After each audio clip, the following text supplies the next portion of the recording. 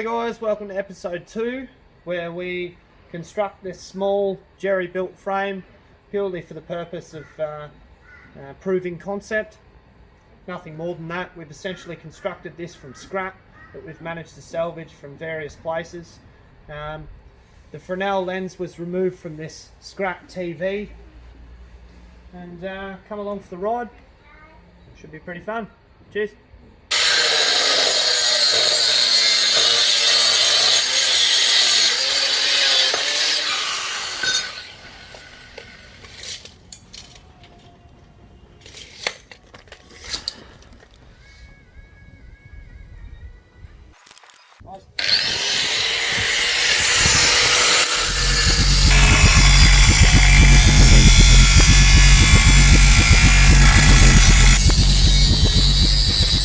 Inside of the box section there. Go to the inside of the box section with your 45 so it creates a weld prep, corner to corner, outside. No dressing, no nothing, man. Done. Now just don't forget that when you do that, say you've got to build a square frame, you have to subtract the thickness of the joint per stick per the thickness of the material per side. So it's much like a bend allowance. So it's essentially two material thicknesses you need to subtract in order to achieve the overall required length, because it will grow that much. Don't forget that also when you make a square frame, it'll also grow probably a couple of mil. So what I like to do is if I wanted, 690, I would cut it, 687 overall, and it would achieve it perfectly because it'll grow a couple of mil. In this instance with like box section, this is 25 by 2.5, 25 by 2.5. I wouldn't worry too much.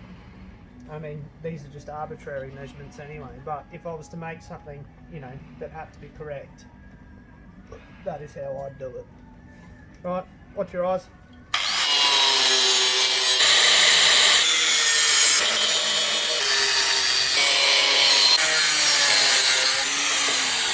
We'll dress those 45 joints up before we put it together. We'll bash that down with a sander, quickly remove the gouge and whatnot and whack it together and it'll be fucking mint. Now, with what you've got that little caddy with the bloody gasless wire in it. That stuff is like magic for pre-gouge steel, because it just burns and eats straight through it. It's much like a stick welder, really. Like, it's essentially the same process, except the electrode isn't a stick, it's a continual feed electrode.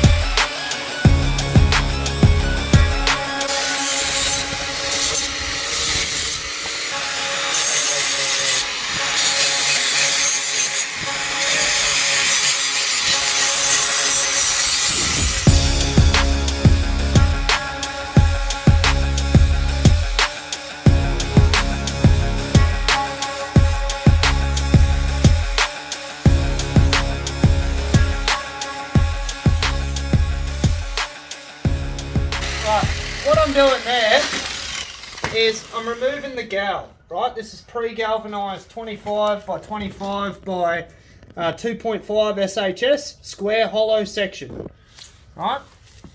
What I'm doing is I'm removing the gouge from it for ease of welding. You don't have to with this fucking thing because we're using, gasless wire, so it's a flux-coated wire.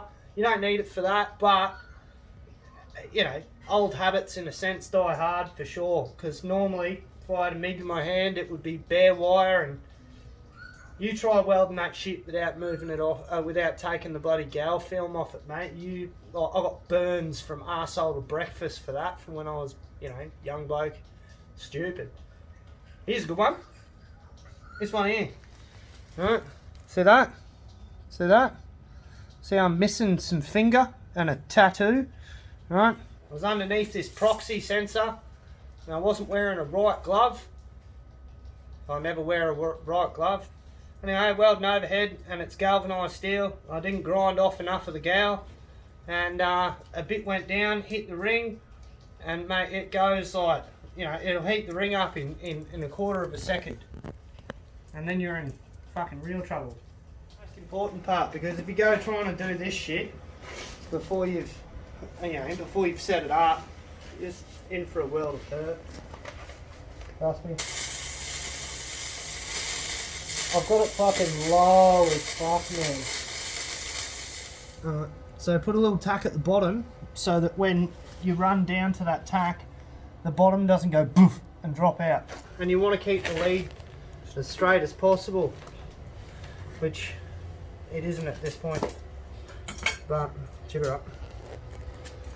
So, like I said, kick that in a bit.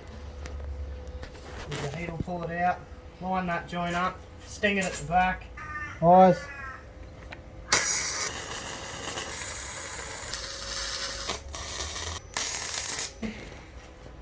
We've got it tacked sufficiently.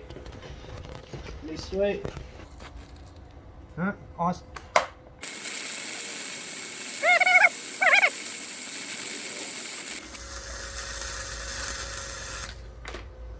Alright, stung it.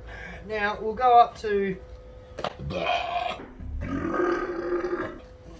fucking where we were before.